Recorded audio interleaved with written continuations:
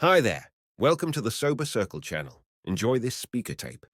My name is Burns Brady, and I'm an alcoholic. Hi, everybody. What I found is that what I learned in this program is that my greatest asset or my greatest treasure is my experience. I will not regret the past nor wish to shut the door on it. Because with that experience, I may be able to carry a message to one of you in this room. And certainly it's a message I need to hear. With that experience, I may be able to help one of you. And I will try to tell you that. I do know that it's taken everything it's taken in my life for me to be where I am today. I also want you to know I respect deeply this program of Alcoholics Anonymous, the personalities and the principles. I would not consciously, at least consciously, ever do anything to offend anybody or to hurt anybody. But I will try to tell you my story. It will include parts of my story which are just parts of my story. And there are places in this country I have not been asked to go speak because of parts of my story. And I'm not condemning them, nor am I condoning me. I'm just stating that this is my experience, and it's what God has given me. As you've listened to these speakers this weekend, and I tell you, these are some powerful people. I'm really honored to be with these speakers because y'all are incredibly powerful. But I can remember when I was sitting out in the audience listening to some of the speakers at times, especially the speakers with the power of the speakers we've heard this weekend, it was both enlightening, spiritual, made me cry, and confused the hell out of me sometimes. And that's just simply because of where I was. And I know there was a time when I wanted, if I could listen to those speakers with that magnitude and do exactly what they told me to do, then maybe I could get it. Well, the fact is I wasn't where they were. And there were times they weren't where I was. And I got crazy as hell a lot of times trying to do exactly what those speakers said they did. Because there's no way in a period of time of 1 hour and 15 or 20 minutes we can fill in all the gaps on what we're saying that have been etched in our experience and etched in our souls. And we may leave out real important parts, and you just get point A and point C, and we forget to say point B, and you walk away believing that point C is absolutely the truth, point A is absolutely the truth. How in the hell did they connect the two? And that's just the way it is. But we will give you everything we've got. And what we've got is a lot, because we haven't found it necessary to take a drink today. And what we have done is we followed the spiritual principles to be happy. Sunday morning speaker has a lot of advantages and disadvantages. One of the advantages is that I get to listen to all the other speakers and get to sit back and relax, because it doesn't intimidate me to be up here. Maybe it should, but it doesn't. One of the disadvantages is I don't get an opportunity to talk with you after I've talked, so that I can share with you some of those gaps.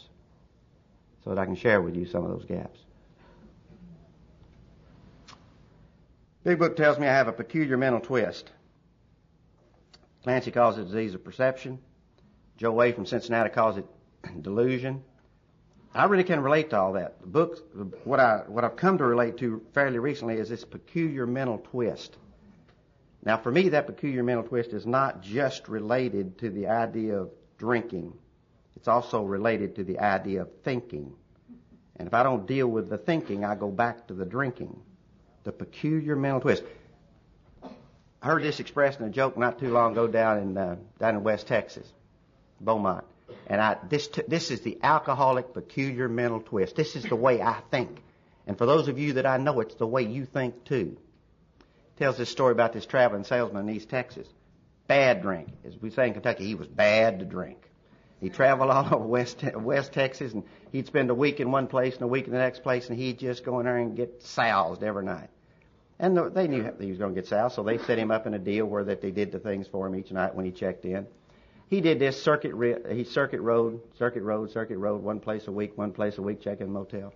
Finally, he left Beaumont that week after he'd been there for the week, and he just had all this fun he could tolerate. So he went home and got into AA. Comes back a month later, checks into the motel.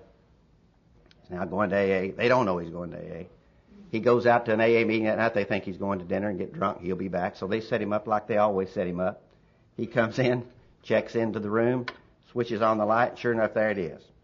Quart of whiskey sitting on the bedside table and two beautiful women sitting on the end of the bed. They set him up like they always did. He said, I tell you what. He said, I've joined AA and I've asked them what I got to do not to get drunk and to be happy. And they told me that I just have to quit drinking and change everything else I'm doing. He said, so I can't drink that whiskey. And one of you girls has got to go. Isn't that AA thing? That's the way we think. See, that's the way we think. Maybe it's not the way you think, but I'll bet by God it is, isn't it? You know? Half measures availed him something, but we don't know whether that's short-term gain or long-term pain. That's just the deal. But that's the peculiar mental twist. You know, I heard somebody say one time, I treat my mind like a bad neighborhood. I never go in there alone, you know. I love that because it's absolutely the truth. What I found is that peculiar mental twist has a bedrock. It has a foundation, and that bedrock and that foundation is based on what you taught me as self-centered fear. All I've ever known is fear. All I've ever known is fear. From my earliest memory, it's been afraid. I don't even know the etiology or the cause of that. I've been through 8 years of psychiatric therapy, and I know a lot. And I do know some definitions, and I do know some things. But all I know is that I felt fear as long as I've ever known a feeling. In this program, I'd wake up in the morning, and there was a feeling that I didn't want to get up because the day would begin. I didn't want to quit drinking when I was drinking at night because that meant I'd have to go to sleep. And I'd get up and the day would begin. And that day was going to whip my ass. I would turn a corner somewhere, sometime, there'd be something there bigger and meaner and faster than me. And I couldn't handle it. And the self-centeredness on the top of that meant that I had to live in this delusion, this incredible delusion of trying to figure out how to be adequate. Big Book says, what is the foundation of our fear? It's the fear of the failure of our own self-reliance. What does that mean? I've got to be able to handle it. Translating as a deep, deep feeling of inadequacy. I can't handle it.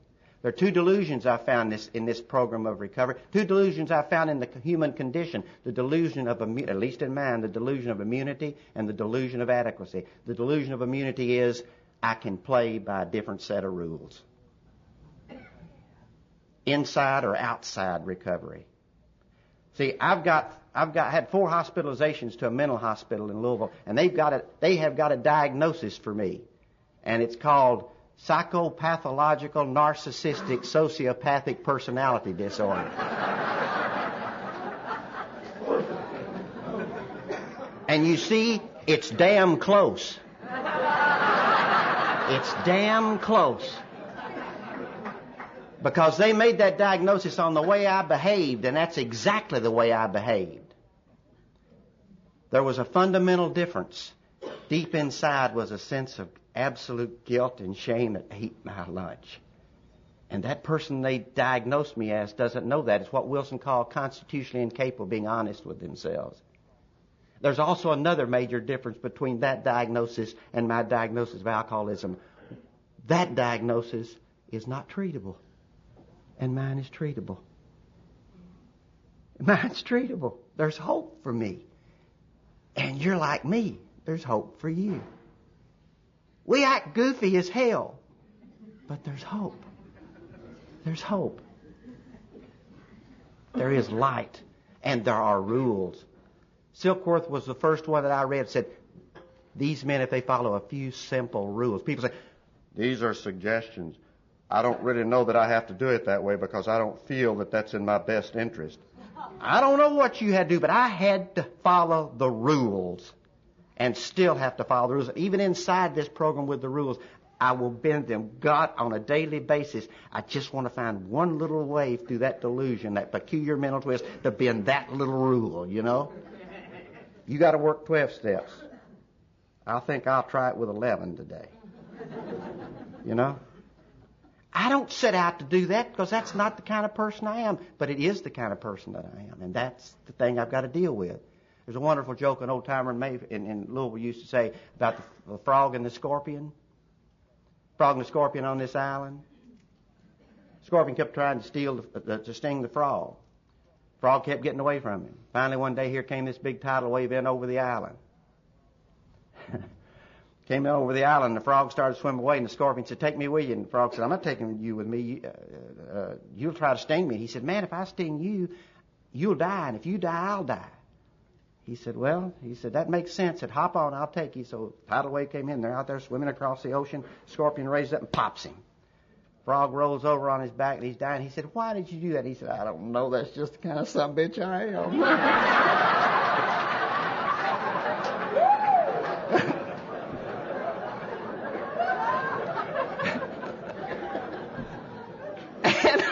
Today I find humor in that because that's just the way.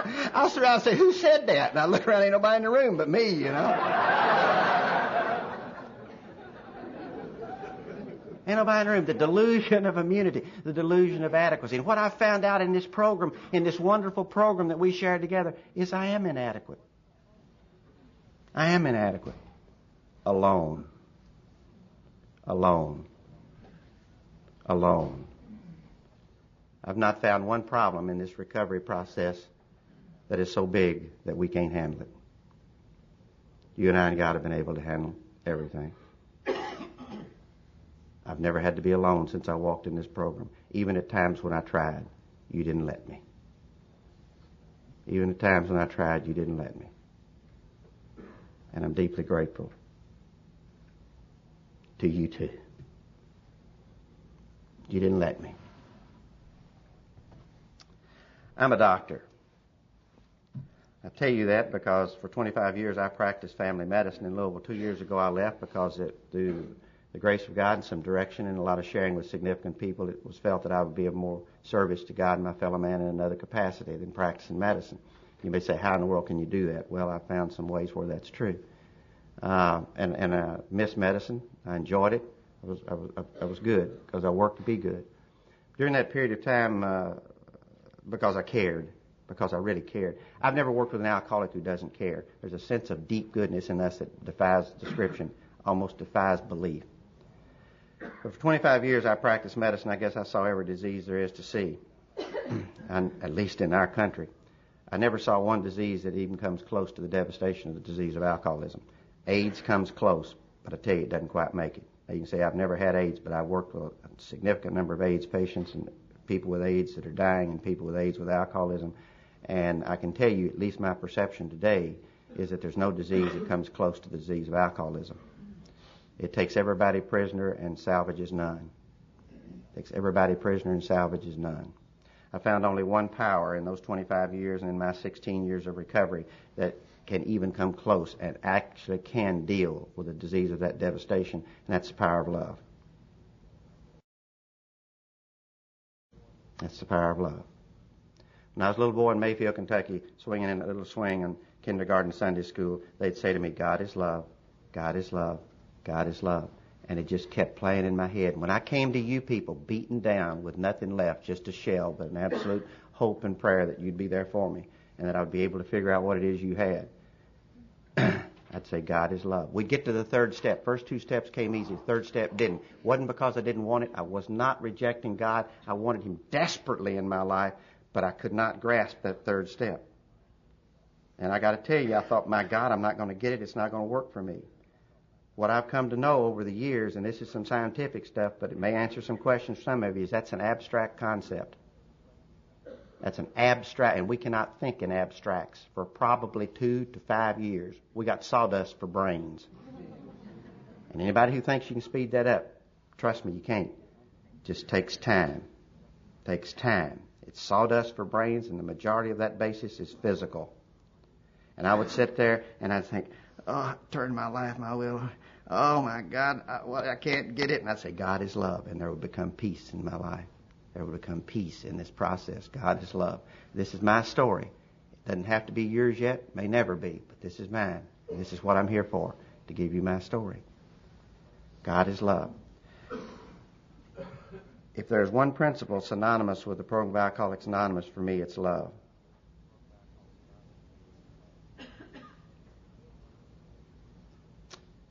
Bill Wilson said, and Clancy shared with us last night, that incredibly emotional experience of Wilson showing up in 1970 at the International. The talk that I was familiar with, that was Bill Wilson's last talk, was one he wrote in the fall of 1970 that Lois actually read. At least that's the history that I've read. And in that talk, he hammered on two principles. One was the principle of anonymity. He came to believe in that with deeper conviction. The other was the principle of it's so emotional to me, it just blocked me out for just a minute.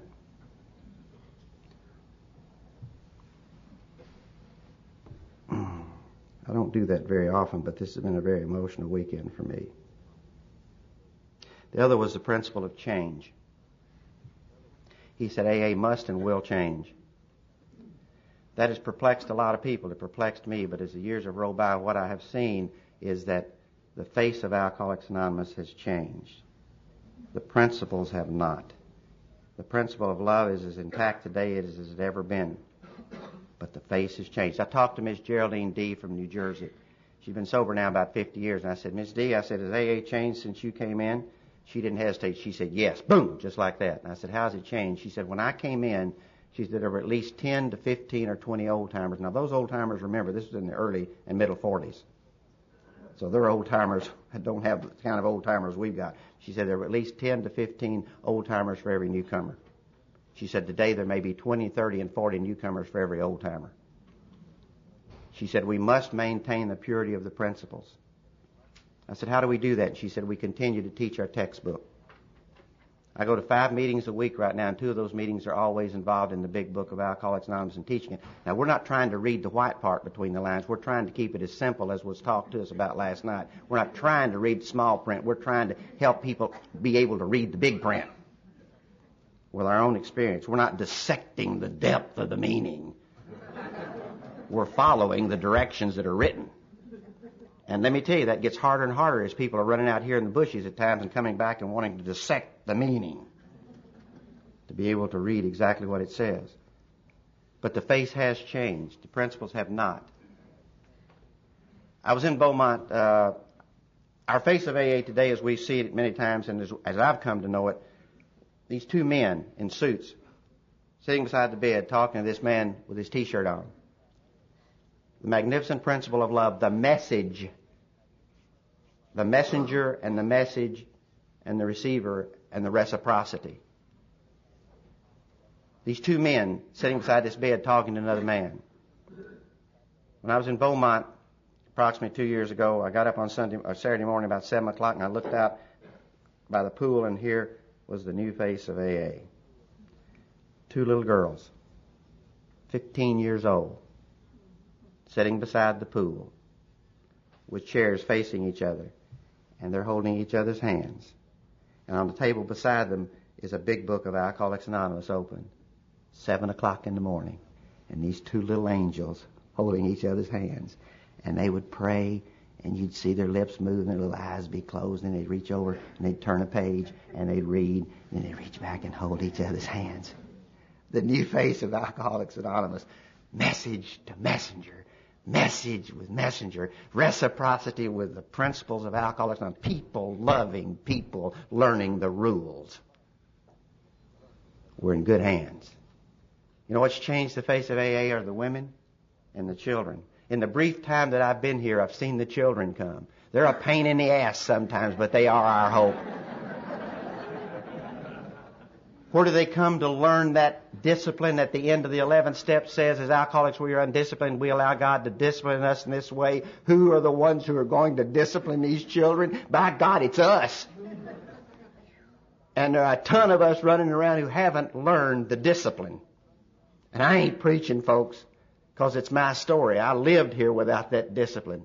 And today I don't live there anymore. I live here with the discipline. And I assume, accept, and am glad to take on the responsibility of teaching those children, because if we hadn't let them in, I'd have 2 of them that would be dead today.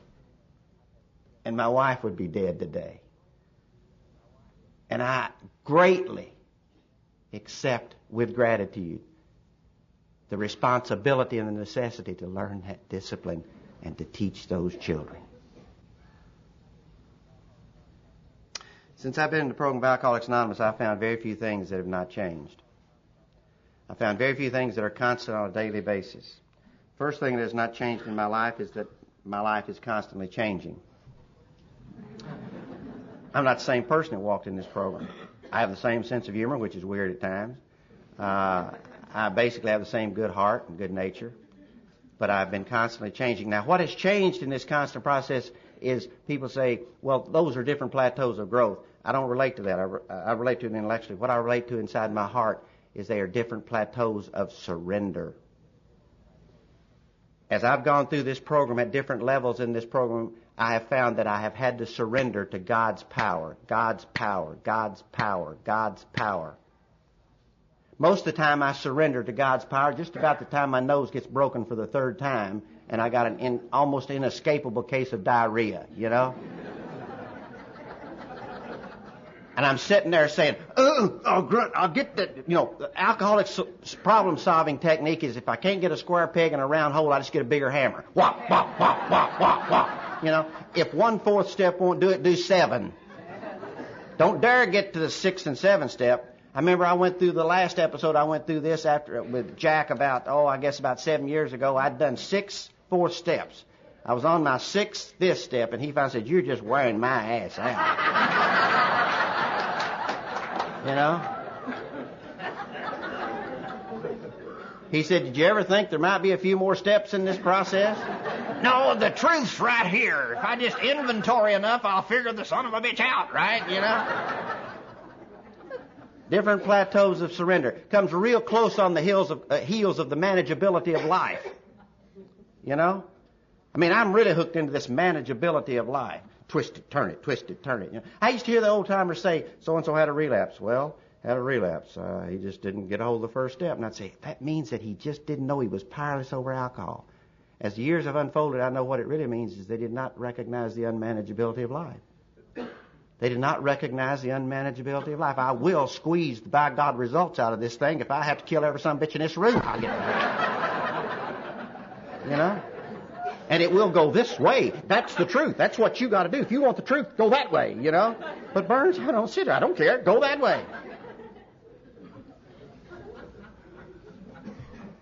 If there's a balance in this program for me, the balance is between, and it has only come with time and with being down in the trenches, to recognize the balance between the surrender to God's power and my responsibility. When do I turn it loose and when do I stay with it? When do I turn it loose? And there's no way intellectually I know how to tell you how to do that except to follow the principles, to follow the steps. And with enough time, that's what happened to me. I was able to have a better balance, and it's still growing because I'm babying this thing. I'm 16 years, and that may mean a lot to some of you. The rest of you know I'm still a baby and still growing on a daily basis. What I also got back from you as I surrendered to God's power was a screaming message. Was, okay, it's God's power, it's your responsibility. See, I lived 8.5 years in this program on a 3 1/3 step program. The first 3 1/3 of the 12th step. Oh, I went out, I got more, and this wasn't notching my belt. My first sponsor told me, he said, if you want to stay sober, go help drunks. I would find drunks in places they hadn't even known they were getting ready to get drunk at first, you know. And I'd drag them off to treatment, I'd bring them to meetings, and it kept me sober. I'm absolutely convinced this day it kept me sober because I was out there getting out of me working with those drunks. And some of those people after 8.5 years they were just happy as hell, and I was goofier than a snake. I was goofier than a snake. Absolutely. And didn't understand what the goofiness was all about.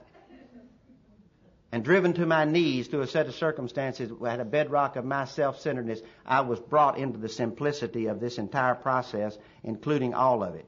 I had the sponsor, I went to multiple meetings, and then I became a student of the Big Book, and then I did what the Big Book said, and then I took it into my heart, and it became a part of me, and then I had the entire program of trust God, clean house, and help others. I tried to carry tons of things I didn't have. I didn't know that. This was not intentional. If my experience means anything, if you want to live with a 3 1/3 step program, you can do it and stay sober. I don't know how happy you can be, but the last 7.5 years of my life have been with a full 12-step program, and it's as different as daylight and dark. It's as different as daylight and dark. And that's my experience. If you want I've talked to 4 people down here this time that have been sent to me by other people. And each one of those people, they say, I'm working the program. Why do I feel like shit? Why am I so miserable? Maybe I have a dual diagnosis. Maybe I should be on medicine. I don't know. as I said, well, tell me about your AA program. Well, I've got a sponsor. I go to meetings. When's the last time you read the big book? About a year ago. What are you doing with your spiritual preparation for today? What about the steps? Well, I got a sponsor, and I go to meetings. I'm going to 75 meetings a week, and I talk to my sponsor 23 hours a day. You know? I've watched people, and I did it, get impaled on the third step and page 449 in the big book. Get impaled on it. Use it as excuses. Walk away from the responsibility. And Clancy said, call and tell them you're going to be there.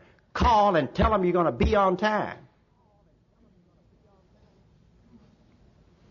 Just the deal of common decency and courtesy and following those principles to be able to be aware of that. Second thing I found in my life that has not changed is that I'm powerless over alcohol. Alcohol whipped me. Alcohol whipped me. It whipped me. I'm so grateful it whipped me. I started taking amphetamine in 1958, my freshman year in medical school. I took it till 1970. I did not drink. Drinking was not an issue. It was not a problem. Amphetamine at that point in time in my life did what I needed to do. I quit taking amphetamine in 1970. I didn't quit taking amphetamine because I was powerless over it. I quit taking amphetamine because you kept blowing smoke up my butt and causing me a lot of problems. And I got tired of that. Now, it was not that obvious, but that's exactly what happened. I just quit taking amphetamine because I got tired of living with you reminding me of the consequences, like putting me in mental hospitals, you know, and taking away my medical license and doing all those things. But I wasn't powerless. Never even for a moment thought I was powerless. Then I started drinking. I drank 8 years, and that December the 1st, 1977, I was powerless. I was completely and totally powerless. And take care. Completely and totally powerless. Alcohol whipped me. It left me nothing. Completely devastated me. For people who say to me, and I'm in a meeting with them, they'll say, I'm not sure that I'm powerless over alcohol. I think to myself, oh God in heaven, what can I do to bring them to light? I know it will take what it will take. It may take a relapse. I hope it doesn't. It will take what it takes, and it took what it took for me. But I hope your journey doesn't have to be as devastating as mine was. I looked at, and I don't mean the journey of losing a practice or the journey of losing a car. I'm talking about the carnage of the people laying around me. I'm talking about my mama and my daddy. I'm talking about my marriage. I'm talking about my children. I'm talking about there were no survivors. I looked around, and I don't know what it means to you, but the thing I finally couldn't live with anymore is I couldn't live with the absolute pain that I caused everybody I touched. I could wipe my ass out and walk off. They could carry me out in a pine box, but I couldn't live with what I was doing to everybody I touched. I couldn't live with it. It whipped me. It whipped me. Third thing is that it'll take a power greater than me to restore me to sanity. Now, I'm not talking about a power greater than me to restore me to sanity from the insanity of drinking, because, yeah, it took that. See, I drank and I was insane. It took a power greater than me to take away the obsession and the compulsion. But I need to leave a message with some people who may come into this program looking to get good.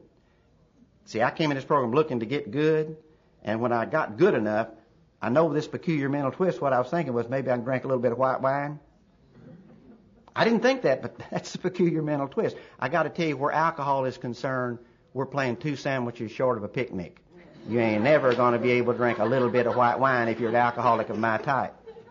See, but it took a power greater than me. So when I'm going to tell you what I encountered was the real problem, I'm not negating the real power of alcohol and the difference in this alcoholic. But I got to tell you, once I quit drinking, I was faced with the real problem, and the real problem was Burns Brady. The real problem was Burns Brady. And it took a power greater than me to restore me to sanity from the insanity, of Burns Brady. You know? You ever had a day when you just had your belly full of yourself? You ever had one of those days? You just had your belly full of yourself? I was walking down the hall in my office about 3 years ago, and that was one of those days. I just had my belly full of myself. See, what had happened is my patient came in, my gal in the front office hadn't put her up on time. Took them about 2 hours to get her back there. Nurse didn't put her in the exam room on time. Didn't take her blood pressure. Didn't take her pulse. Didn't take her temperature. Didn't do all those things. So I walked in. This patient jumped on me and just cleaned my clock. I sat there and took it like the spiritual giant that I had become during these years, you see. Then I walked out and called both the girls back and did the only thing I could do under those conditions. I fired them. As they were walking down the hall, I thought, my God in heaven, how long have I got to deal with this insatiable ego? You know? Now, I'm not talking about the kind of ego that wants to go skydiving naked at the Super Bowl. No, that's not the kind of ego I'm talking about. And let me tell you, there's not one alcoholic in this room that wouldn't love to go skydiving naked at the Super Bowl. You know? And those of us who are humble would wear a mask. See? Right? And see, and I know as a male that as we float down through there, we think, I bet they recognize me. Sure, that's just alcoholism, you know. Now, I'm talking about the kind of ego that says my way or the highway, right? This program's real simple. Not easy, but simple. Wilson described it. Simple, but not easy. It requires the destruction of self-centeredness. Marching orders in the 10th step. Each day we'll face self-centeredness, dishonesty, resentment, and fear. What do? We ask God to remove it. We talk to somebody. We make our amends. We help somebody. You think this program's tough? Yeah, it's tough. Is it simple? Damn right. And that's exactly it, the marching orders. I walked in, opened my office door, got on my knees, said, Dear God, please give me the power to do the right thing here. Picked up the phone, called my sponsor, talked to him about 10 seconds. That's about the only time it took. Hung the phone up, called the gals back. They hadn't left yet. They know I'm coming back to get them. Hell, I fired them 6 months before. Here comes old Goofy. He'll call us back. Called them in, set them down, talked about job descriptions, apologized for my attitude, and we started off on a whole new deal, see? That night I went to my regular AA meeting or my home group on Tuesday nights, a men's group. We walked in there and sat down and somebody said, anybody have a problem staying away from a drink? Anybody got a problem with their attitude? And I said, yeah, I'd like to talk about it. And I said, what's that? And I said, you know, today I just have about all this problem with this ego that I can handle. I said, how long have I got to deal with this insatiable ego? This has been about 3 years ago.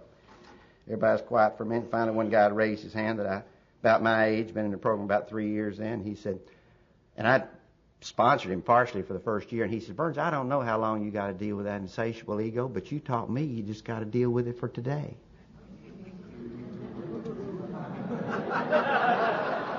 You know, you raise them and they jump up and bite you right in the ass. What? Just like that. Isn't that the joy of AA? Those of us who try to be gurus, y'all just won't let us. We just bust our ass to be gurus and y'all make us stay in the circle. When we finish the prayer today, we will hold a hand and we'll be in a circle, and that's it. You know, today's guru in AA tomorrow may not be able to pick his nose out threatening his brain. That's just the way it is, you know. What a magnificent fellowship and what a magnificent structure is that we help each other on a given basis and we stay in a circle. I grew up in a little town in western Kentucky named Mayfield. I grew up in a home where there was no alcohol and there were no drugs. My grandfather died drinking lye water in the Mayfield City Jail. My mother was molested physically, emotionally, and sexually in that home. And our home was dominated by alcohol and there was never a drop of it in the house. My mother was what is known today as a true adult child of an alcoholic. Now, I'm not going to get into controversy of whether they exist, but I'll take you to the chapter of the family afterward, and it says if you're around us, get raised with us, or raised in a home with us, anything you want to say, you get neurotic. I just say you get goofy.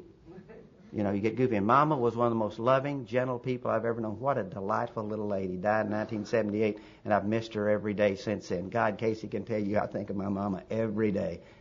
And these are not crocodile tears, folks. She was a neat lady, but she was goofy. She was goofy, and she was goofy from alcoholism because she never got a chance to deal with the rage and the shame and the guilt and all the stuff that went on in that kind of deal. They had an interesting way of treating alcoholics in Mayfield at the time. When my grandfather would get drunk, they'd put him in jail. When he got sober, they'd take him out, put him in shackles, and put him in chain gang. He'd sweep the Mayfield City streets. And my mama used to walk at least once a month by her daddy in a chain gang sweeping the Mayfield City streets. How do you think it made her feel? How do you think it made her feel? When I was in treatment in Atlanta, I was supposed to stay 3 months, and I left after 2.5 months. And I knew it was time to go, and I checked it out with everybody. People in the treatment center didn't think it was time to go, but I knew it was time to go home. Fortunately, I had one counselor who believed that the issue wasn't whether I went home or not, but the issue was whether or not I dealt with the whole package. as I got ready to leave, he said, Burns, I was in a room with a bunch of guys in a circle. And he said, Burns, he said, I don't think you ought to go home. I said, why? And he said, well, you haven't dealt with your anger. And I said, you kiss my ass. Of course I've dealt with my anger. And he said, I said, oh me, I see what you mean. He said, come here, get in this circle. And I got out there and I sat opposite him. He was sitting, we were in folding chairs. And he said, I'm going to ask you a series of questions. Answer them just as fast as you can. I said, okay. First question, he says, who do you hate most in your whole life? And I said, I hate my mother's guts. And for the next 30 seconds, which seemed like 2 weeks, a barrage of questions and answers, and I ended up on the ground with my arms around his calves, screaming how much I loved my mother and how much I hated me. He picked me up and kissed me on the cheek, and I've never forgotten. He said, now go home. You know what the problem is? AA can lead you to where you're going to go and where you'll have to go. He said, but let me ask you something. He said, tell me about your mother. And as I unfolded this story I just shared with you, he said, how do you think your mother felt? And for the first time in my life, the hole went through me and a pain went through me. And for the first time in my life with the relationship with that little lady, I realized her pain. And my whole attitude went from Mama, give to me, to Mama, what can I do for you? If there's an attitude that changes in Alcoholics Anonymous for any drunk that gets happy, and certainly for this one, it's when the attitude changes from what can you do for me to what can I do for you. Started with my mama. I didn't know the rules yet, but I knew the feeling. That entire change.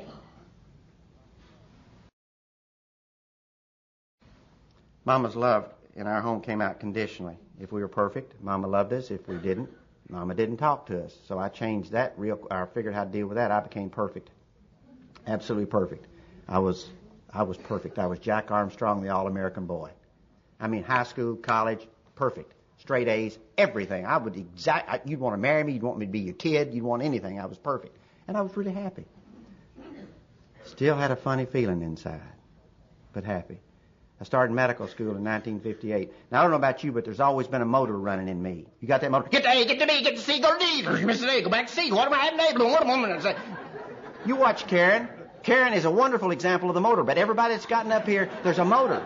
And I'm just like her. This woman and I have fallen in love, and she knows it's a wonderful relationship because I relate to that motor. Peggy, all of us, there's that motor. You see it? Boom, boom, boom, boom, just like that. A, B, C, D, go A. Dean walked in. And said, there are 100 of you in this class. Only 75 of you will graduate. If there are 100 A's, the last 25 A's will flunk. Look at the guy next to you because he may not be here next year. I turned and looked at that sucker, and that sucker's looking right back at me. And I thought, holy shit, it's me. I'm not going to make it. I couldn't study. I couldn't read. Big Book calls it irritable, restless, and discontented. I couldn't study, couldn't read, couldn't sleep, couldn't do anything. After 2 weeks, I just packed up my bags and started home. A friend of mine walked up and gave me a little capsule and said, take this pill. Maybe it'll help you study. I took that amphetamine and the motor stopped. Boom! Motor stopped. I found 4 things that'll always stop my motor. Amphetamine, alcohol, sex, and Alcoholics Anonymous. All 4 of those will stop my motor just like that. AA works better than any of them. It just takes a little longer. And they haven't put me in jail one time for going to AA meetings. And I got put in jail for all the others. I thought she really just wanted the $50 for a ride home, you know. Didn't notice the hairy legs.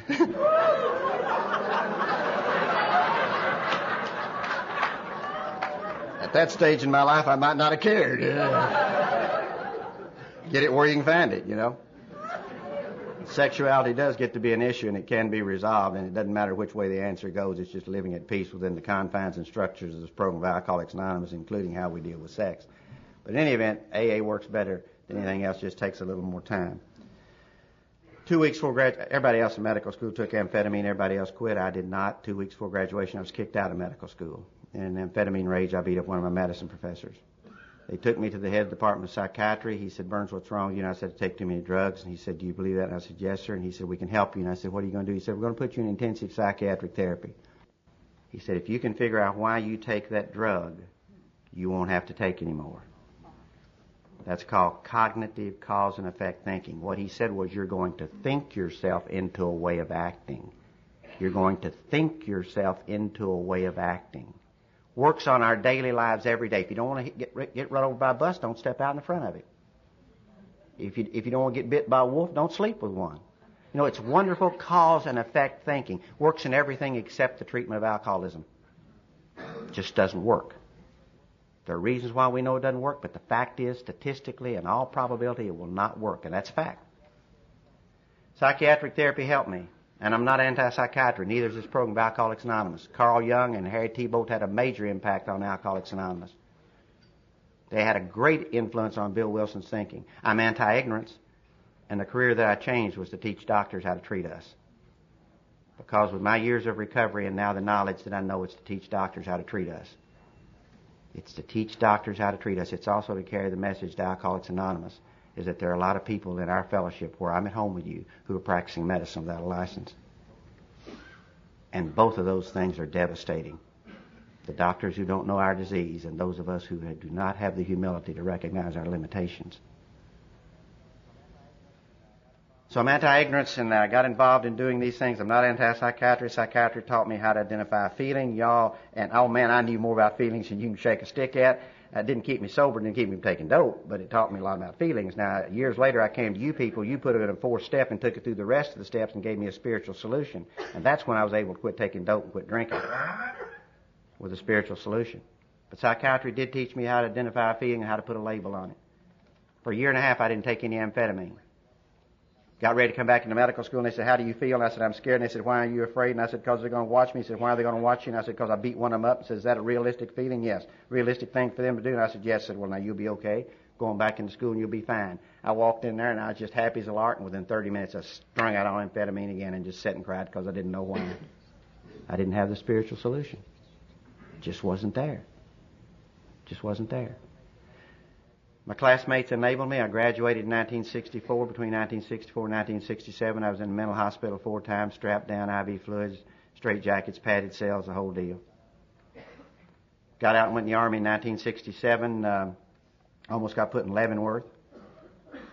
Post commander came down and said, Burns, are you taking the amphetamine? And I said, yes, sir. And he said, if you don't quit taking the amphetamine, we'll put you in Leavenworth. So I quit. Once he explained it to me, I quit, you know. But the deal was I could still quit. I still had that choice. I never stayed quit, but I could still quit. Might stay off 6 days, 6 weeks, 6 hours, 6 months, but I always went back and it always ate my lunch. Came home in 1969, had a gallbladder attack, which they attributed to the amphetamine. They took my gallbladder out. 2 members of the board of licensure and the surgeon and my partner came down and sat beside my bed, held my hands, and we actually prayed. We actually prayed that that would be lifted from me. 1970 was my last amphetamine. Then I started drinking. The first 4 years was not alcoholically. I might get drunk. I might stay sober. As far as the drinking process was concerned, it wasn't alcoholic. It just wasn't an issue. I never thought about it. The next 3 years were alcoholic. Every single day, every single thought was about alcohol. I didn't get drunk that often. But every single thought and every single moment was preoccupied with drinking. When I would get my drink, how much I would drink, what I would do when I drank, how I would go to football games and be able to stay through the whole game, how I could drink just what I wanted to and be able to get out of the parking lot. Every moment was obsessed with the quantity and the time. Last year my drinking was addictive. I drank a quart of whiskey a night. And I told myself I wasn't an alcoholic because I never drank in my office. And I could believe it. The delusion was complete. The pain wasn't yet over.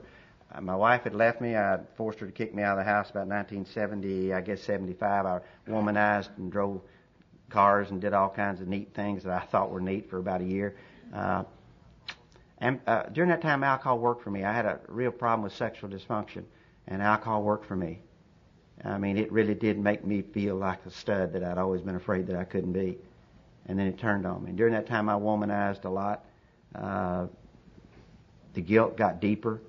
Those were values that were real values that my mom and daddy taught me, and I stomped on them big time. Couldn't stand it, but continued to stomp on them. Bent them all, broke them all, lived outside the rules, and paid the price.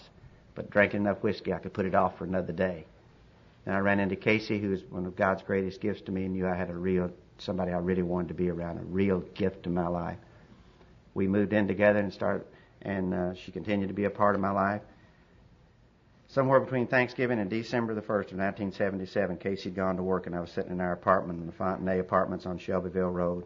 And I looked out the window. I tried to switch because I knew I'd lose her, I tried Scotch and water was my drink of choice. I'd switch to martinis. I'd switch to beer. One night I drank 24 martinis and couldn't get drunk. The next morning I drank a bottle of beer and couldn't walk for 3 days. You know, that's alcoholism. But I tried to switch my drinks, anything, but I couldn't. She'd gone to work and I was sitting there looking at the sun coming up, and I said, I've got to quit drinking. I thought, you can't quit drinking. I said, well, I know what I'll do. I'll smoke dope. I thought, well, who you bullshitting, you know? You took amphetamine for 12 years, nearly killed you. You've drank for 8 years, nearly killed you. For reasons you don't understand, none of this stuff works in your brain. I thought, well, then I'll just live out there in the world with nothing in me. I thought, you don't know how. You can't do it. I couldn't live with it. I couldn't live without it. I had reached the ultimate point that everybody reaches if they're going to make it in this program. Do I want to live or do I want to die? It may not be as stark as mine, but mine was, do you want to live or do you want to die? And I chose to die. I remember it as over yesterday. I just made the decision. I do not want to live this way. I don't know how to live this way, and I don't want to live because I can't quit drinking. Went in the bedroom, loaded my shotgun, put it in my mouth, absolutely at peace with dying. It was over. Terrified of living, didn't know how. People have asked me over the years why I didn't pull the trigger, and I'll tell you exactly why. It took me 14 years to ever come to peace with why I didn't pull that trigger. Was the absence of dignity in that way of dying. The years in the Baptist church, the years with my mama, the years with my daddy, the values that I had learned, all of them golden. And I could not tolerate dying that way. If there's any one word synonymous with recovery for this drunk in Alcoholics Anonymous, and you've heard it referred to from this podium almost by every speaker, it's the return of dignity. For those people who never lost it, they don't know what we're talking about. For every one of us who lost it, and especially for those of us to whom it has come back, what a gift. What a gift. If you don't have it yet, stay with us. It will come. It will come. Crawled to the phone and called a good friend of mine who's a psychiatrist to ask him to help me. I went to his office. I sat in his office. He said, Burns, you got to go in the hospital. I looked out at Our Lady of Peace, the hospital I'd been in those many times. I said, David, I don't want to go in that hospital, but I said the words that would begin my recovery. I said, I'll do anything you tell me to do. I became teachable. I quit negotiating. I quit trying to manipulate. I just became completely vulnerable, opened myself, and surrendered. That magnificent step of surrender when I said, I'll do anything you tell me to do. He said, you don't have to go in that hospital. I don't know where you're going yet. It took him 3 days to figure out where to send me. He sent me to a psych hospital in New York. Because I sit there talking to David, and David said, Burns, what's wrong with you? I'd say, I'm depressed. He said, you think it's your drinking? I said, David, I'm depressed. He said, what is it, because you drink? He said, no. I said, no, David, you don't understand. I drink a quart of whiskey a night because I'm depressed. He said, no, you're depressed because you drink a quart of whiskey a day. I said, David, God damn it, I nearly blew my brains out. I'm depressed. He couldn't jar it. Now, 100% of alcoholics coming into this program are depressed. You know? What Clancy say? That's it. But I do appreciate it because I hear you. I hear you. 100% of us are depressed. In 3 weeks, 75% of us will quit being depressed. And in 2 years, 98% of us will quit being depressed. You don't make a dual diagnosis in this program in less than 2 years short of a psychotic break. Okay? And the people who are clapping are the ones who've been abused. Now, let me tell you something. It's not the fact... Wilson said to us, if we go in and tell the doctors what's wrong with us, we'll get treated right. Well, that was a time when there weren't that many doctors treating alcoholism and there weren't that many alcoholics. And we can walk in and tell doctors today, and about 3/4 of the time, they don't know what the hell to do with us. And it's our job to teach them. I'm not putting them down. I'm one of them, and I love it. I wouldn't change my profession for the world. But my responsibility is to help them learn. And my responsibility to you is to say, hang ass on. Hang on. Hug that sponsor's neck and walk those steps as I did, and by God, it'll come up. But if you're like me, you'll live with it, because I lived with it for a year, almost 2 years. And he said he couldn't jerk me out of that thing. I'm depressed. You know, Burns, you're drinking. I know I'm drinking too much, but I'm depressed. So he sent me to a psych hospital in New York that made One Flew Over the Cuckoo's Nest look like a walk through Central Park. And I was there for 2 weeks. My roommate hanged himself. I mean, tell you it was, and I'm sitting there at the end of 2 weeks, and I'm on my knees, and I'm saying, God, I'm not auditing this course. I'm one of the patients. They ain't calling me doctor. What in the hell is going on with this shit? You know, I mean, I am up to here. And I mean, I sit there, I said, what is wrong with me? And all of a sudden it dawned on me, I'm an alcoholic, and I thought, that's a good option right now. I mean, this is all right. You know? Woo! Let the games begin, you know? Woo! So I called him, and I said, David, I'm an alcoholic. He said, do you believe that? I said, yeah. And he said, well, I'm going to put you on a plane, fly you to Atlanta. And I went to Atlanta, went to an alcohol treatment center, stayed there for 28 days, stayed in that halfway house for a little over 2 months, and came home to you people in Alcoholics Anonymous. When I walked in, I said, what have I got to do to stay sober and be happy? And you said, you do anything we tell you to do. You're going to act yourself into a way of thinking. You're going to act yourself into a way of thinking. Sawdust for brains. The absolute profundity of this program still just amazes me. I stay fascinated with this program. Used to be an old guy in Louisville named Charlie R. He died at 28 years of recovery. He always talked like he had a mouthful of mush and a head full of Valium, but this man had more spirituality than I ever knew. And he'd walk around to me every so often. He'd say, Barnes, are you fascinated with this program? And I'd say, yeah, Charlie, I am. He said, that's good, because those people quit being fascinated, see them get drunk a lot. And then he'd just turn around and walk off. And I'd say, who was that masked man, you know? But I mean, more and more I stay fascinated with this program, because you said you're going to act yourself into a way of thinking. I said, well, what do I have to do? You said, don't drink, go to meetings, read the big book. See, y'all thought I was going to tell you something really profound, didn't you? It's real said, don't drink, go to meetings, read the big book. And I thought, don't drink, don't drink. By God, they just beat that to death. Don't drink, don't drink. Talk it to death. My God, they just beat it to death. I wonder why they beat. I know that's a fact. Why? And I put on a tape of Sandy Beach's. You know, when we're ready, we'll hear. Put on a tape of Sandy Beach's. Every time he got drunk, it was a direct result of drinking. I said, the man's a genius. He's figured the whole thing out. This is it. No, I thought it was being poor and having to caddy at the Mayfield Country Club. I thought it was that idiot first wife of mine. I thought it was the medical profession. Didn't understand my innate genius. Oh, no. Every time I got drunk, it was because I drank. I got that sucker wired right now. Don't drink. Go to meetings. Okay, let me share with you 16 years of going to meetings. Let me take you back to that little home I was raised in. Junior year in high school, I'd come in after a football game. I'd had one bottle of beer, and I normally didn't drink. Came in, sat down in the living room, threw up. Daddy came down, sat next to me. He said, Burns Mac, you've been drinking. I said, yes, sir. I had one beer. And we talked, and he said, you're not drunk. And I said, no, sir. I don't drink. I just had a beer. He said, well, here, let me help you clean it up, going upstairs, and we'll talk about it in the morning. To get upstairs, you walk from the living room up the stairs. Mom and Dad's bedroom was right here. Now, remember this little lady who had been ravaged in that home. Her whole hope of getting above that, without ever knowing it, were her two boys. I was the doctor designate, and my brother was the lawyer designate. I was the first son. I was the great hope. And here I was with the one thing that had destroyed her life, alcohol. And I had alcohol on my breath. And as I turned to walk up those stairs, Mama came roaring out of that bedroom and grabbed me by the hair of the head and went, what, you little bastard, I'll never talk to you again. It took me 8 years of psychiatric therapy and at least 4 or 5 fifth steps to ever be able to acknowledge what I felt. I wouldn't have said this in my home because I grew up in a home where you didn't say this. I'm grateful for that. But what I felt was, and you bitch, I'll never trust you again. And when I walked in this program of Alcoholics Anonymous, I didn't trust a damn one of you people. Deacon in 5 churches, 8 years of psychiatric therapy, and a hopeless drunk.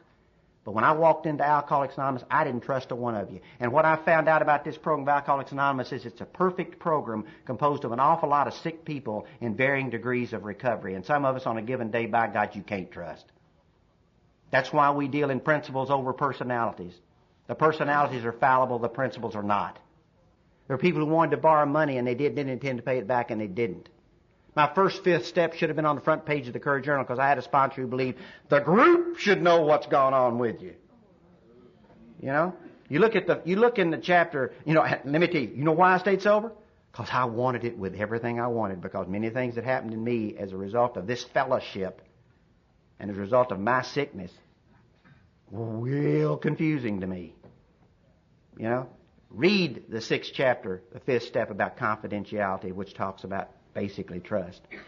And I was real confused. I finally began to ask people who wanted to take me to meetings, why do you want to take me to meetings? And the winners say, because we want to stay sober and we want to help you stay sober. And I saw the ones that had the white hats on and the lights were in their eyes, and I found the winners. And if you want to find a winner, stick with those of us who are winners. We'll take you with us and we will teach you everything we've got. By teaching, I have learned more than I've ever thought I could learn. By teaching and by walking and by practicing. Find those winners. I've had people come to me and say, I'm never going to a meeting over there at a certain place, so-and-so's doing some bitch talking around. I say, oh, come on, me. You probably didn't hear it right. Take him to the meeting. This guy would start talking. I think, that son of a bitch is weird. You know, he's really happy. Hey, this guy he heard the truth. So we go to another meeting. Find a winner. You'll find a meeting. Find a winner. You'll find the meetings. Next thing I found out about meetings, them that don't go to meetings don't hear what happens to them that don't go to meetings.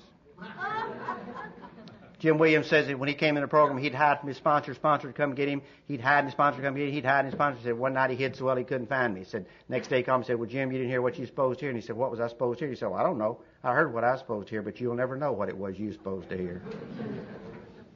I've never walked out of a meeting that I didn't hear something I was supposed to hear. Most of the time I walk out feeling great, and as I walk out of that meeting, I'm happy, joyous, and free, and I think, God, I felt the Spirit. There's some meetings I walk out of and I think, God Almighty, what's the message from that meeting? That idiot pissed me off. I don't have a thing from that meeting. God, what's the message on this meeting? And I feel this voice say, it's in chapter 5, the 4th step.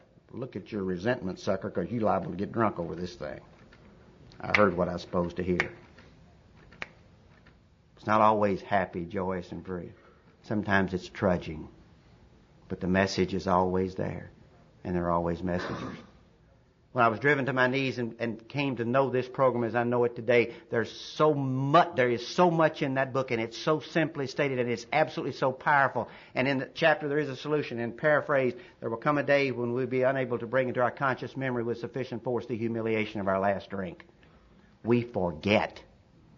We forget. Actually, it says the humiliation of a week or a month ago. We forget. I've had people call this state-conditioned learning. I've heard people call this a prolonged recovery syndrome. What I know is God loved me so much that He allowed me to forget that intense pain and that incredible shame. And yet He loved me so much more is He gave me a program where each time I walk into a meeting, I'm gently reminded of every day and every minute of it. Because if I don't remember it, I will drink again. I'm promised that. I don't know what that means intellectually or academically. I know what it means factually. I am Burns Brady. You taught me that. I'm an alcoholic. And if I forget that I'm an alcoholic, I will lose Burns Brady. I go to a lot of meetings because that's where my friends are, and finally I go to a lot of meetings because I don't want to miss the miracle. I laid on the floor in La Fontenay Apartments, and I said, Dear God, show me a burning bush. And in His magnificent wisdom and His unfailing love, He sent me to you. And I wish you could see what I see and what each of these speakers has seen. The burning bushes. The miracle of God's grace. And the joy and the glory of Alcoholics Anonymous.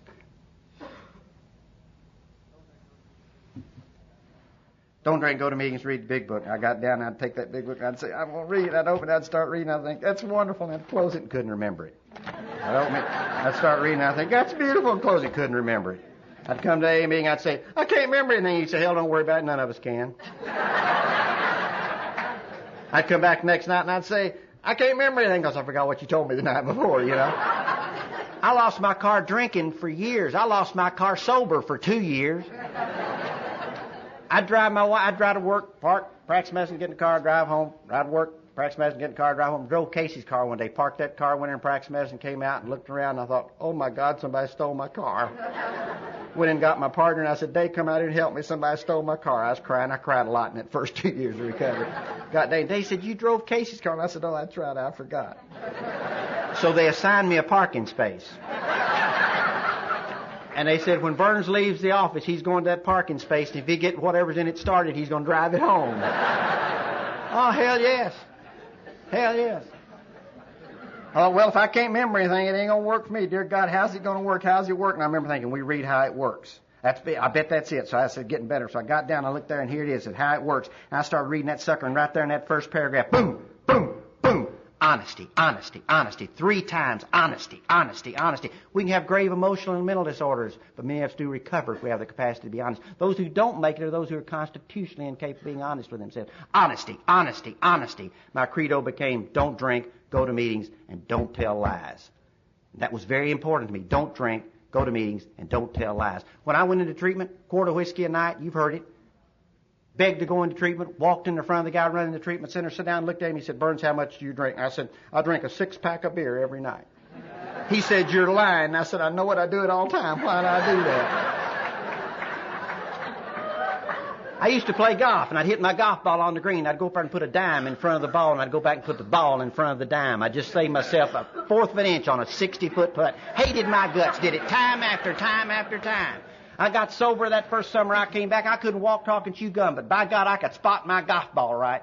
I hit that ball on the green, go and put that dime in front of that ball, and put that ball back down behind that dime, and I'd walk off that green feeling good about me. Couldn't find the cart, but I felt good about me, you know? Somebody said, you ask Burns Brady anything, he'll tell you the truth. May not have anything to do with what you're talking about, but he'll tell you the truth, you know? People said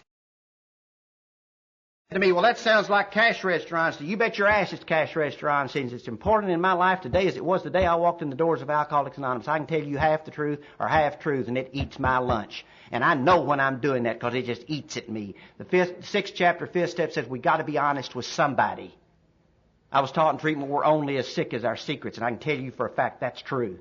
We're only as sick as our secrets. And I can tell you half the truth or half truths, but I know it, and it guts me, and it guts me. And we get so sophisticated in wanting to be honest with ourselves, and I believe that. But let me tell you the hooker in being honest with myself. It's that peculiar mental twist, and it's defined in the 10 steps as alcohol is subtle. We are not cured of our alcoholism. What we have is a daily reprieve contingent on the maintenance of our spiritual condition. Alcohol is subtle. Cunning, baffling, powerful, that means all right to me. Subtle means everything. The peculiar mental twist. I can believe the lie on my journey to get a drink. Clancy says he's traveling at 20,000 feet, 20 years sobriety. AA's blowing him. He said, God, how are they doing? God says, Clancy, they're doing good. Clancy says, how am I doing? He said, you're doing fine too, Clancy. I bet you could have a light beer. How'd it come out in my life? 2 years sober. Young lady came up to me and says, my birthday is next Tuesday. I want you to talk at my birthday. I said, where are you going to have it, Patty? She said, you're going to have it at St. Thomas. I said, that's my home group. That's a discussion meeting. We've never had a speaker there. My birthday, I can do anything I want, and I want you to be the speaker. Let me go home and pray about it, Patty. I get home, and I'm 2 years sober, and I get on my knees, and I said, God, what do you think we ought to do next Tuesday at St. Thomas? It's Patty's birthday. Should we have a speaker meeting, and should I be the speaker? And I felt the voice say, yes! There should be a speaker meeting, and you should be the speaker. You know? And so I go and I call the guru of the meeting. You know, every meeting has a guru. They sit beside the door and they take everybody's inventory coming in. We have to rotate our gurus about a monthly basis because they burn out a lot. You know, they have this problem. But I called the guru and I said, Jim, we're going to have a speaker meeting next Tuesday at St. Thomas, and I'm going to be the speaker. And he said, how'd you figure that out? I said, I prayed to God, and God said it'd be okay because it's Patty's birthday. He said, I don't know. Let me get back to you. Let me get back to you. He was at the Token Club, and he called me back in about 15 minutes. He said, strangest things happen, Burns. Don't understand it. He said, Fritz, and he named 5 people who are dear to me today as they were then. We ran like a bunch of little thieves.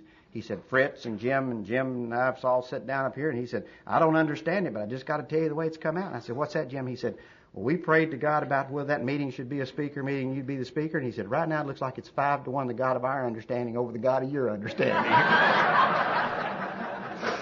I need every bit of that spiritual condition to help me deal with the delusion. Yeah, I want to be honest with me, and I bust my ass to be honest with me, but alcohol is subtle. And I need a sponsor.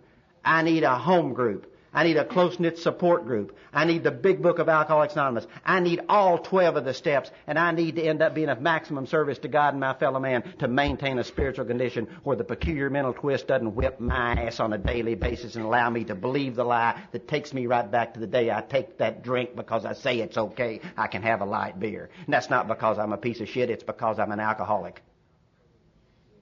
And if you want to make it any more complicated than that, then you got a lot more road to travel. You got a lot more road, and my prayer to you is, dear God, stop the journey, hold our necks, and walk with us in the simplicity of the truth.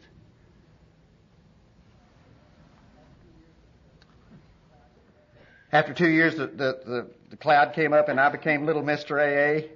Get up on time, eat your breakfast, do your meditation, say your prayers, get to the office, see your patients, get there on time, call your sponsor, call your wife, eat your lunch, call your sponsor, call your wife, get home in the evening, eat your supper, get to the meeting 30 minutes early, greet the newcomer, set up the ashtray, set up the coffee, participate in the meeting, stay 30 minutes late, give the newcomer your number, get his number, get home in the evening, love your wife, say your prayers, call your sponsor, go to sleep. Boom, boom, boom, boom, boom, boom, little Mr. Perfect AA. Can any of y'all relate to that?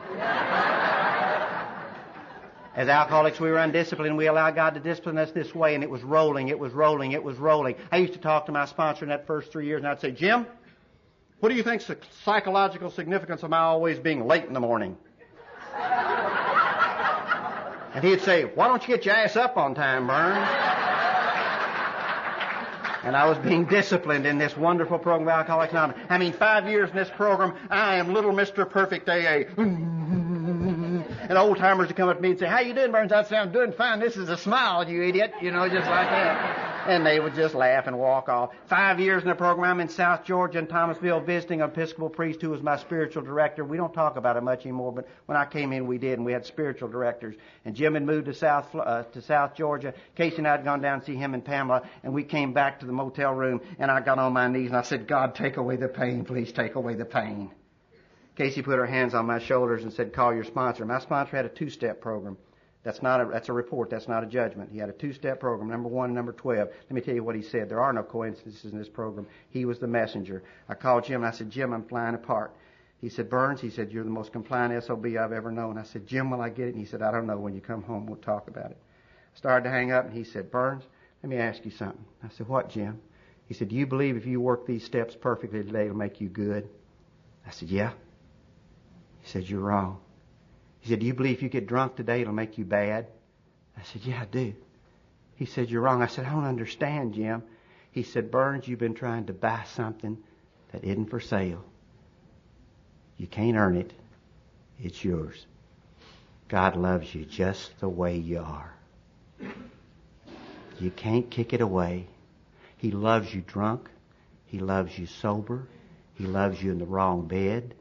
He loves you cheating. He loves you stealing. You'll feel better about yourself if you don't do those things, and there are 12 steps that'll help you do it. But God loves you just the way you are. The parable of the prodigal son became a reality to me. Yes, it's the drunk who comes home. Yes, it's the brother who has the resentment. But it's really the story of the father who waits. The father who waits. And when I will take out my hands and take his hands in my hands, it's always there. It's always there. For the next 3 years, God was teaching me and getting me ready to love as unconditionally as he loves me. All my life, I've taken hostages. Every drunk takes hostages. And in and outside of recovery, we take hostages. My second biggest hostage was my sponsor. I picked a man who made all my decisions. I didn't make any decisions for 8 years in this program. My sponsor told me exactly what to do, and I told my pigeons of what he told me to tell them what to do. And I lived in a perfect utopia. No responsibility. Just saving drunks, dumber than a stump, running around confused as hell. No responsibility. Finally, he got so goofy I had to leave. And I promise you, he did. Had to change all my meetings. I had to do it. I'd gotten a lot of prayer and a lot of support from other people, and I had to leave. Just tore me apart. I love that man with all of my heart and soul. He's still goofy, but he was God's messenger and gave me so much there's no way that I can ever thank him enough except to carry the message to the alcoholic who still suffers. My greatest hostage was my wife. Casey and I had a perfect marriage. She did everything I told her to do. I put her right here on my hip and took her everywhere that I wanted to go. We went to meetings together. She was in Al-Anon for 5 years, but I made sure she went to at least 2 meetings with me. I got her a telephone, put it in her car so that if she ever was in trouble, she could call for help. She averaged 11 phone calls a day, and 10 of them were from me. I'm just seeing if you're okay. Where are you? I'd call her at 10 in the morning and say, I love you, Casey. And she'd say, I love you too. I'd call her at 3 in the afternoon and say, I love you, Casey. And she'd say, I love you too. I'd call her at 10 in the morning. She wouldn't be home. I'd call her at 3 and I'd say, Casey, I love you. Where in the hell were you this morning? Oh yeah, we had sex when I wanted to. We prayed when I wanted to. She was right on my hip. Finally, she came into Alcoholics Anonymous, came to me and said, Burns, I've never loved you more. But I want to go to my own meetings. I want to go back to school. And I want to go into therapy. And I remember saying, that's fine, sweetheart. What I felt was, and I'll not trust you, you bitch. I went to Jack and I said, Jack, I don't need this shit. I'll get me another woman. He said, be fine. You can get another woman if you want to, but you'll run her off just like you're going to run this one off. And I just sat there and cried. I didn't know why. When the student is ready, the teacher will arrive. And little pigeon of mine with 7 months of sobriety walked up and gave me some tapes, 8 tapes. As I looked at those tapes and listened to them, it was Joe and Charlie's big book, study of the big book of Alcoholics Anonymous, and I realized a program that I didn't have. I had 12 copies made, gave them to 11 of my friends, and we began a big book study. And it's still in existence today. We've rotated some people in and out. One of the fellows who was one of the original members is going to die. First one we've lost. As I studied those tapes and we studied together and we prayed together, it became obvious to me what the deal was. I was here to be of maximum service to God and my fellow man. Translated in my marriage, I began to support Casey in her journey of her education. Instead of bitching because she wasn't doing it my way, I began to support her in her journey. She graduated 2 years ago, number 1 in her class. What she wanted for graduation was a little red truck. So we went and got a little red truck, and that license says, my truck. I had ravaged that relationship so badly we had to go into therapy, but we both took a whole different spiritual attitude. She's always had it. I didn't.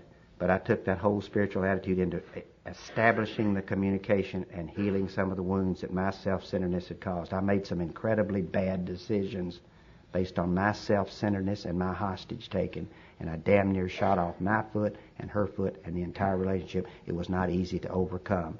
Only her great love for me and my great love for her and my absolute desire to figure out why I was here and the journey God took me on to be of maximum service did that marriage survive. I'm not saying all marriages will survive. I'm telling you about mine and the change in my attitude based on the information that I got from this program. I've carried that entire attitude over to my whole community. I'm an asset to my marriage. I'm an asset to my profession. I'm an asset to Alcoholics Anonymous. Because I came to believe what I had been taught, that my only purpose here is to fit myself, not to be of, but to fit myself to be of maximum service, to give away what I've got, not what I don't have. Somebody says, well, that sounds like codependency. No, I know codependency. Codependency looks like spirituality. There's a great difference. One has strings and one does not. And I live today with no strings on a daily basis as best I can and remain human.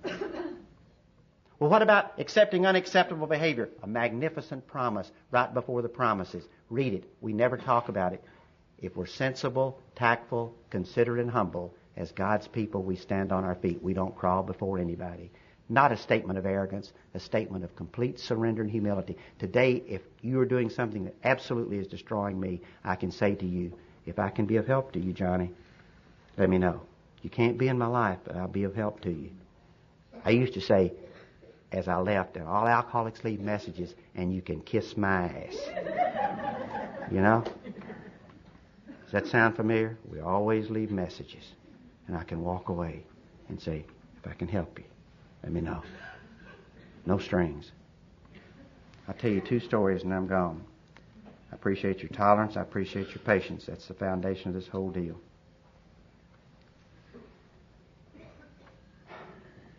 First has to do with my daughter. 17 years ago, my daughter sat straddling my chest. I was passed out on amphetamine. I was passed out on alcohol. She was strung out on amphetamine, Darvon, Valium, alcohol. She didn't shoot me because it's an automatic shotgun. She couldn't figure out how to load it. 12 years ago, my daughter came in Alcoholics Anonymous. 5 years ago, she got married, and guess who she asked to give her away? Now, I'm not sure these things will happen in your life, but I promise you, stick around AA, something will happen. And it will be good. Better than you could ever imagine. 2 years ago, I came home from a conference on June the 22nd. I was 55 years old on that date. And it was Father's Day. As Casey and I drove up the driveway, there were balloons above the mailbox, balloons above the door, and balloons above the garage. And I turned the balloon around and says, to the world's greatest dad, on Father's Day, love, Sissy. My son's 26. He came in AA 9 years ago. He flunked out of high school his senior year because of alcohol. He lived with Casey and me from age 11 to age 14. He left and went to his mother, and he's now told us because he was drinking, he knew Daddy and Casey would find him out. So he went to his mother. His alcoholism really flourished with Sally. He's allowed me to tell this story. He stole all of her jewelry piece by piece. She either didn't know it or ignored it. Stole all of her silverware piece by piece. She either ignored it or didn't say anything. The day he stole her car, she just couldn't ignore it anymore, you know. She left him in jail, and he came back for a year. Please listen to me here. For a year, Casey and I had been deep in spiritual preparation to do what was absolutely correct for that boy. For 1 year, to be able to live with the consequences of doing what was correct. Burns came to me after he got out of jail, and he said, Daddy, I'd like to live with you and Casey. And I said, you can't live here unless you get treatment. He said, treatment for what? I said, treatment for your alcoholism. He said, I'm not an alcoholic. I said, if you want to live on the streets, that's your call. You want to live here, that's mine. He said, screw you. And turned around and walked out of the door, and I dropped on my knees, and I said, dear God, please give me direction with my sponsor and with my meeting, everything I needed to know what to do, what was right for that boy, and to live with the consequences. Maybe he wouldn't make it. For 4 months he lived on the streets. I knew where that boy was every day, every minute, damn near it. And I said, God will tell me what to do. After 4 months he came and said, Daddy, please get me help. Sent him off treatment. He came back. 2 years later he was in a meeting. A woman raised her hand and she said, my boy went off to camp with 2 boys. They caught them smoking dope. I know my boy's smoking dope. What can I do to help him? A couple of us talked. My son said, I don't know what you can do to help him, but said, I know what turned my life around. He said, when I was out there on those streets, he said, I remember my sister, and I never quit loving her, but she became less than a lady, and said she came into AA and became a lady. He said, but what turned my life around was my daddy. So my daddy would come home and beat up my mother. He'd come up with me and Sissy. Then he left and he went into alcoholic. He left and still drinking. He'd call us and tell us he'd pick us up and he'd never show up. Said, and he got into Alcoholics Anonymous. He came back and told Mama he was sorry, and I heard him. He gave Mama money that he owed her, and I saw him. He didn't know I saw him. Said, then he'd call me and Sissy and tell us he's coming to pick us up, and he would always be there. Said, when I was out on those streets, I knew I wanted to grow up to be just like my daddy. 2 years ago, he started a little business, and we sat down and talked about how he started a new business, and I was sharing with him 2 men sitting sharing their experience. We got up and I hugged him. I said, I love you, son. He said, I love you, Daddy. As I walked out across the street to get in the car, he said, hey, Dad. And I said, what? And he said, don't drink. Go to meetings. Read the big book. Last story is my daddy. Mama died in 78, died of cancer. I got a year, about 8 months to talk with her, and God, I loved her. Mama said, Burns, we never had any problems. I worried about you when you didn't write. But said, God, I love you. And I said, Mama, I love you.